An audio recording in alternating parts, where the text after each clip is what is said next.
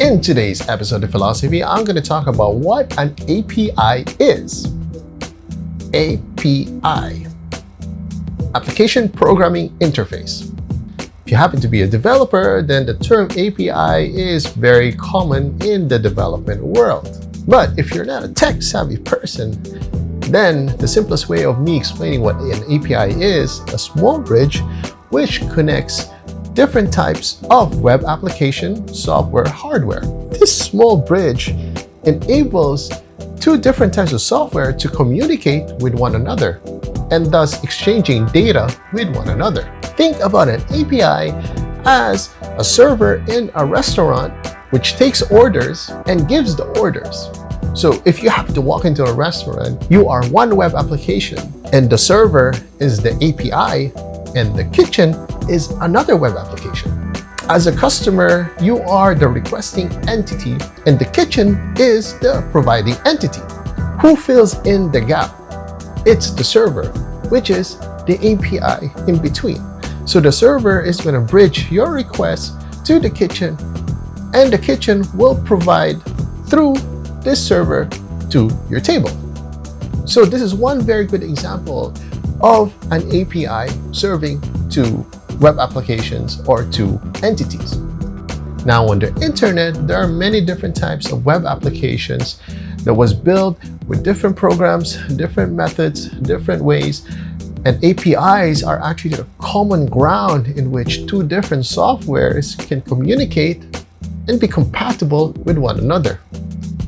To give you a common practical application of the use of APIs is if you happen to visit any website or web application and they require you to sign up or log in with the use of a Facebook login or a Google login API. So these are the common API applications that you would see in these web applications.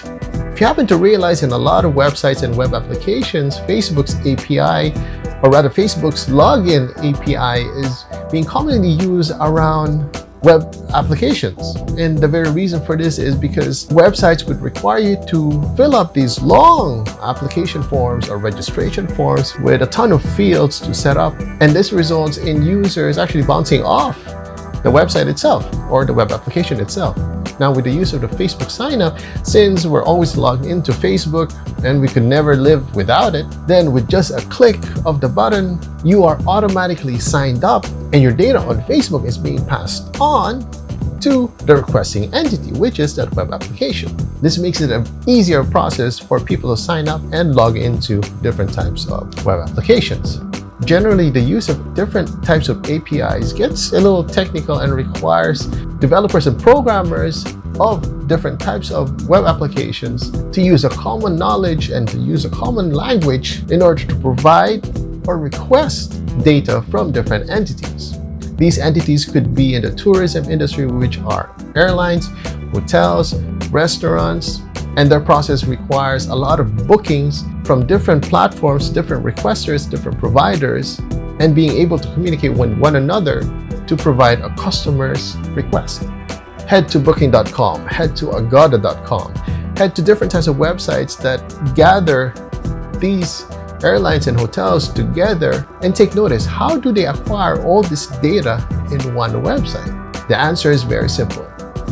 The use of APIs between their platform and these companies' platform. Thank you for watching and I hope you like it. Make sure you subscribe to get the latest video and updates every week. If you got any questions about websites, make sure you hit me up on all major social medias at Philippe Soriano.